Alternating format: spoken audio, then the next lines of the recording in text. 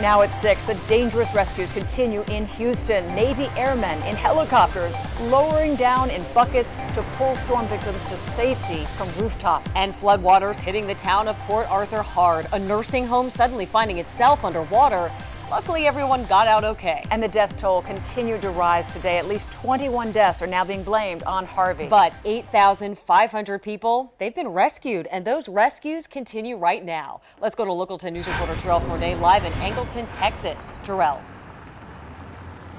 And we're a few days removed from the worst of the storm, but yet the impact of the devastation is not yet known. Those assessments are still being made, and neighborhoods like the one behind me still under an evacuation notice. That's why those Texas troopers are keeping people out. And we want to go to this video because we also know that within the past hour or so, there are a number of people who are still being rescued from their homes in Beaumont, Texas.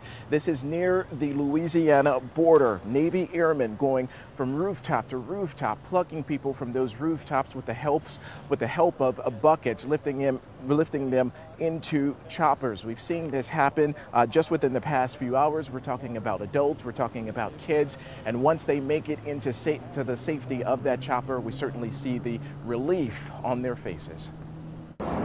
The unpredictable rise and fall of floodwaters around Houston is revealing more devastation. A cargo van swept away in the midst of fast-rising water was found today with several bodies inside, believed to be the remains of a missing family of 6, 4 kids and their grandparents. The grandparents, ages 81 and 84, their eldest girl or granddaughter, 16 years old, a 14-year-old boy, teen, an 8-year-old boy, and a 6-year-old girl have been recovered inside the back of the van. Family, I just notified them. Obviously, they are devastated, as we all are as well. She was just adorable, and she was always laughing, always, I mean, you couldn't help but laugh.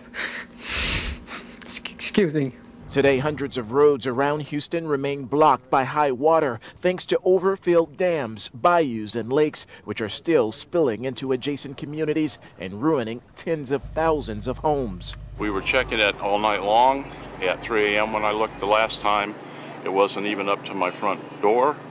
And by 5 o'clock, we had 2 inches of water in the house. And as bad as this area looks, it is only expected to get worse. Officials believe that a nearby river will flood this neighborhood even more. Take a look. As you can see by this red ladder up against the house, people have tried to get out of their homes the best way that they can. I had to grab my baby and diapers, what I could, and try to swim and hopefully hope that we could be picked up. High water rescues have been nonstop, and many more people are still fear-trapped. And now part of the team on the ground in Texas is Miami-Dade Fire Rescue's Urban Search and Recovery Unit. They brought along tons of gear from South Florida and a canine ready to save lives. We caught up with the crew at a staging area right near a catastrophic flood zone. We don't know what we may run into, so therefore we need to use our imagination and our experience to be prepared for any situation that we confront. Quite an enormous effort, as you can imagine, not just to move people, but also pets and animals like these horses. They are being moved to higher ground because the neighborhood here in Angleton is under a mandatory evacuation order.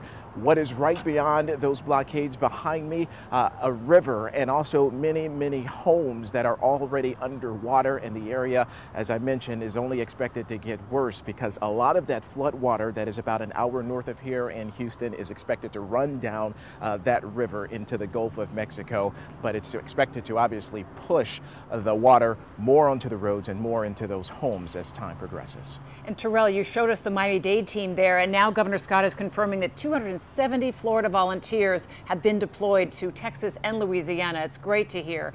Do you know where that Miami-Dade crew in particular is heading? The Miami-Dade crew and also the City of Miami crew, many of those volunteers, they are under the ear and the direction of FEMA. FEMA is coordinating everything with such a massive effort that one entity has to be in control. So we know the Miami-Dade crew is stationed here in Angleton. The other crew from City of Miami, they are in a different location, but they are just going anywhere that they are called upon. And it's really a moving target. It's actually hard to keep up with them because they're being dispatched in so many places. And they have tremendous expertise, making us proud, as you are, Terrell. Thanks so much for your coverage.